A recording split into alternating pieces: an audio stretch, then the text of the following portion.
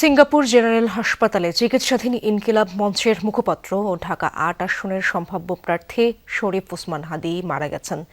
ইন্না লিল্লাহি ওয়া ইন্না ইলাইহি রাজিউন। দর্শক, এ বিষয়ে আরও জানার চেষ্টা করব সহকর্মী আহমেদ রেজার কাছ থেকে। রেজা, এমন একটি দুঃসংবাদ আমাদের দিতে হচ্ছে।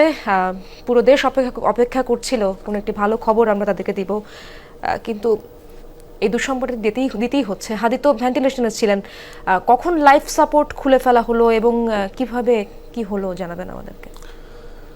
ইশরাত, পুরো দেশবাসী আসলে দোয়া করছিলেন পুরো হাদির জন্য। শরীফ ওসমান হাদী অর্থাৎ ইনকিলাব মঞ্চের মুখপাত্র এবং নেতা, আসলে সেই সকল দোয়া শেষ পর্যন্ত তো আসলে ব্যর্থ হয়েছে। যেটি হচ্ছে হাদী, শরীফ ওসমান হাদী, সেটি তিনি আর ফেরেননি।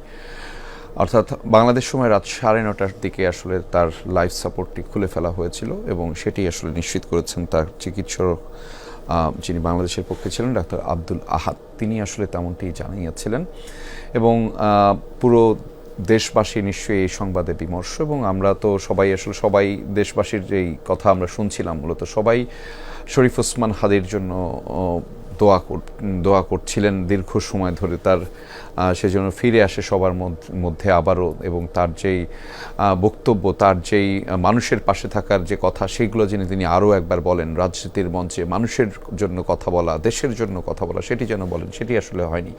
আমি একটু এক নাগারে আপনাদেরকে একটু জানিয়ে দিতে চাই যে ঠিক 12 তারিখে হাদির দুপুরের পরে, অর্থাৎ জুমার নামাজের পরে, দিনটি ছিল শুক্রবার, জুমার নামাজের পরে মূলত হাদিকে গুলি করে। আততায়ীর গুলির যে কথা আমরা জানছিলাম, এখনও সন্দেহভাজন বেশ কয়েকজন আছে যাদেরকে পুলিশের পক্ষ থেকে মূলত কোনো ধরনের এখন পর্যন্ত কাউকে তেমনভাবে সন্দেহভাজন কাউকে আটক করতে পারেনি। এবং তারপরে প্রথমে আপনাকে একটা বলে রাখি, আপনি নিশ্চয়ই জানেন, তারপরে দর্শকদের জন্য আরও একবার বলে রাখা, যে প্রথম ধাপে ঢাকা মেডিকেল কলেজ হাসপাতালে অস্ত্রোপচার করা হয় এবং সেখানে প্রথম ধাপের অস্ত্রোপচার শেষে মূলত তাকে স্থানান্তর করা হয়েছিল রাজধানীর এভারকেয়ার হাসপাতালে, এবং সেখানেও কিন্তু তিনি প্রায় 3 থেকে 4 দিন সেখানে অবস্থান করছিলেন। অর্থাৎ গত সোমবার, শুক্রবারের পরে গত সোমবারে কিন্তু তাকে স্থানান্তর করা হয়েছিল আরও উন্নত চিকিৎসার জন্য সিঙ্গাপুরের যে জেনারেল হাসপাতাল সেখানে। এবং বলা হয়ে থাকে এই অঞ্চলের নিউরো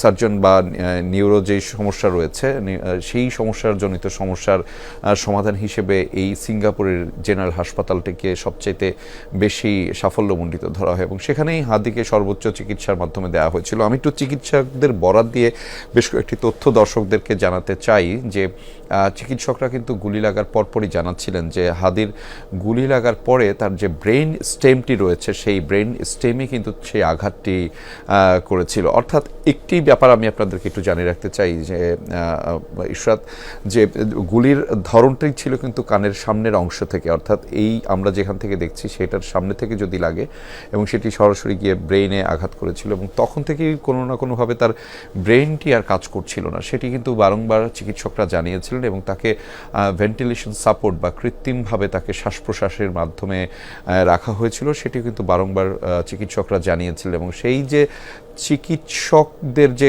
কথা, সেটি কিন্তু ওনারা বলছিলেন যে হাদির অবস্থা সংকটাপন্ন। এবং আপনি জানেন গতকাল রাতেই কিন্তু প্রধান উপদেষ্টাকে সিঙ্গাপুরের পররাষ্ট্রমন্ত্রী তিনি আসলে ফোন করে যে তিনি সংকটাপন্ন অবস্থায় রয়েছেন শরীফ ওসমান হাদী, সেটি কিন্তু জানিয়েছিলেন। ফলে সেখান থেকেই বোঝা যাচ্ছিল অনেকটা ব্যাপার যে তিনি যেই অবস্থায় রয়েছে সেই সংকটাপন্ন অবস্থা থেকে কতটুকু ফাইট ব্যাক করতে পারবেন।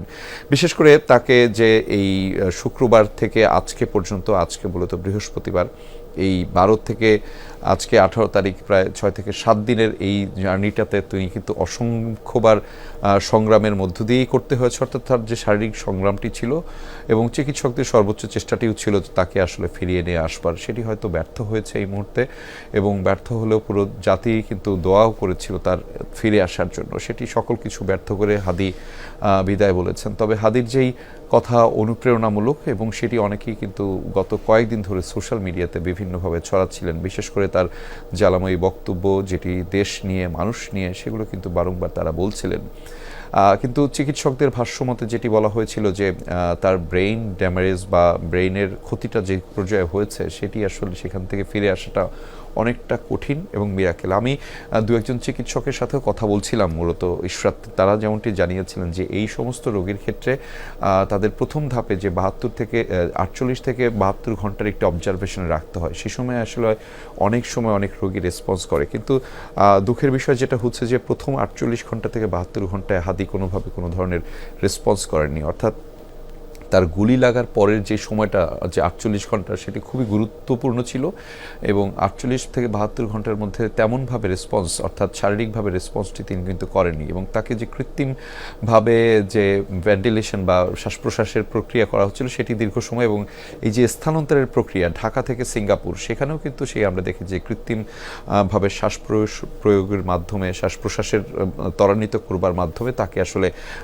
স্থানান্তর করা হয়েছে এবং সেখানে উন্নত চিকিৎসার জন্য সর্বোচ্চ চেষ্টা করা হয়েছে এবং বলাও হচ্ছিল সরকারের পক্ষ থেকে যদি সিঙ্গাপুরে সম্ভব না হয় তাকে যুক্তরাজ্যেও যেন পাঠানো হয়, সে কথাও কিন্তু বলা হচ্ছিল। কিন্তু সবশেষ সকল প্রচেষ্টা এবং সকল চেষ্টাকে ব্যর্থ করে দিয়ে হাদি আমাদেরকে বিদায় জানিয়েছে।